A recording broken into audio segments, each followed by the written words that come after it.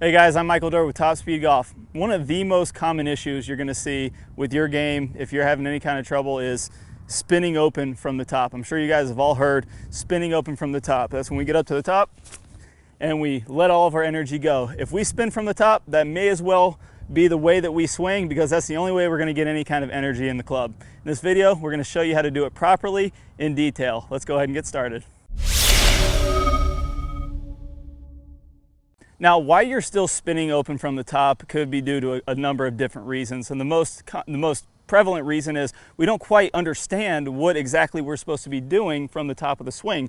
We don't know when this upper body is supposed to fire. You hear other instructors say you want to lead with the hips and you want to squat down a little bit and then you want to fire everything through. And I see a lot of guys trying this out on the range, and they end up doing things like they'll get to the top of their swing and they want to feel like they're staying back, and their hips won't turn, and they'll just kind of keep their shoulders back and flip, and they won't really be hitting it as solid they want. You actually leads to a lot of hooks when you're staying back and you're just kind of flipping like that. But the thing that we want to do, we want to make sure that all of our energy is in the right place. And by understanding the exact sequence we want to be in from the top of the swing when the upper body is supposed to fire is very important. Now, a very common remedy to opening up the shoulders too quickly that you hear a lot in instruction is they tell you to stay back. They tell you when you get to the top of the swing, you almost want to feel like your shoulders stay behind the ball, maybe your right shoulder stays back.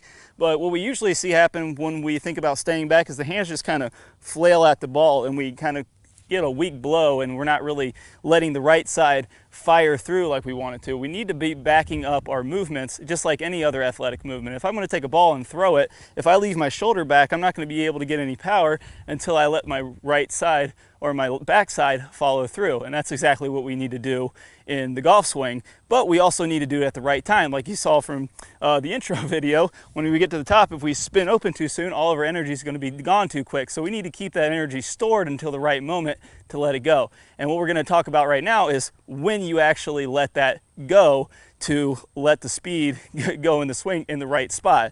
So what we're going to do is we're going to key off of a very easy thing. We're going to pick an imaginary spot off the back of our lead shoulder.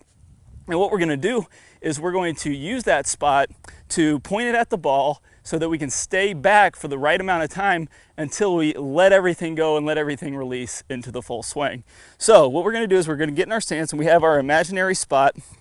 And this is also really good for making sure you get a good full turn. We talk about the power turn in the Top Speed Golf system, where we want to get at least a 90-degree turn in our backswing. And if we're keying off of this spot on the back shoulder, it's a really good way to make sure that we're getting our full turn. And what we're going to do is we're going to feel like that spot is pointing down at the ball.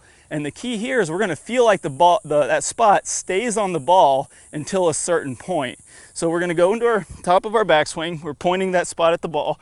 And what we're going to do now is we're going to lead with the lower body. We're going to get a little bit of a weight shift, maybe a little bit of a squat, and we're going to allow those hips to start to open up. Now, if you notice, when my hips start to open up, my shoulder starts to come forward just a little bit. That's perfectly fine. The feel that you want to keep, though, is that that spot stays on the ball. That's going to keep the shoulders back at the right amount. So now that we know we want to lead with the lower half and we want to keep that spot on the ball, when do we let this right side fire through?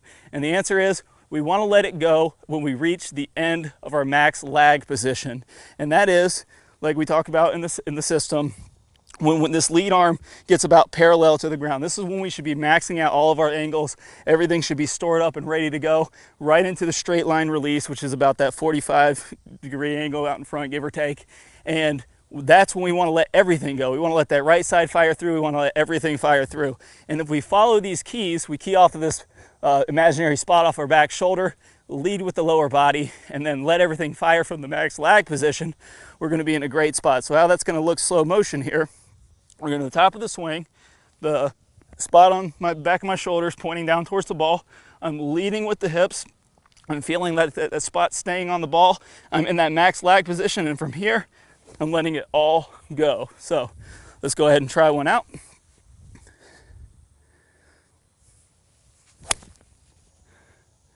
There. So I got a big full turn because I was keying on the spot on the back of my shoulder. Felt a lot of speed there and felt like my right side fired through at the right time. Now we're going to take you through some step-by-step drills so you can work on this at home. All right guys, so before you take this out to the range, make sure you get a little bit of mirror work in so you can kind of feel where these positions are and how they look. Make sure you have a point of reference on the ground. You can throw a ball down, or you just have something down there to have the ball position.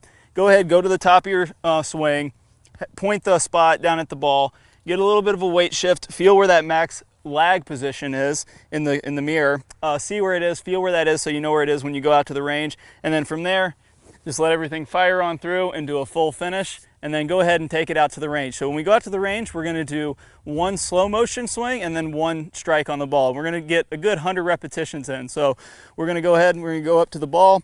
We're going to go to the top. We're gonna feel that spot, point down at the ball, shift, max lag, then release, holding our finish, and then we're gonna hit a ball trying to recreate that. Okay.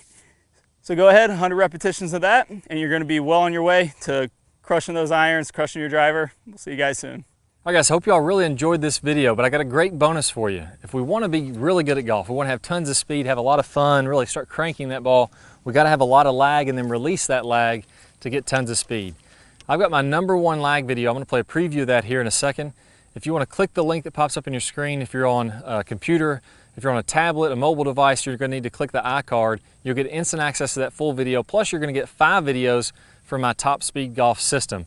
Good luck to you guys. Good luck with that lag. Go out there, crush the ball, have some fun. I'll see you in the lag video. Hi guys, and welcome back. I'm Clay Ballard, and in today's video, we're gonna talk about one of the absolute worst drills for creating lag. It's a very common drill that I see. And in this drill, what we're gonna do is we're gonna set the wrist very early to create an angle of lag, and then we're gonna try to hold this throughout the swing. It's one of the worst things that you can do to build lag. I'm gonna talk about the science behind why this is the case, and I'm also gonna give you a great drill to help you improve your lag, all in this video. Let's go ahead and get started. If I do it this way versus holding that position, exact same thing happens when we're building the lag in the golf swing. So what we wanna do is throughout the swing, I wanna have a very low and wide takeaway. So I'm not gonna set my wrist early at all. If you look at a lot of the top players, you look at Adam Scott, very wide takeaway, not very much wrist set at all.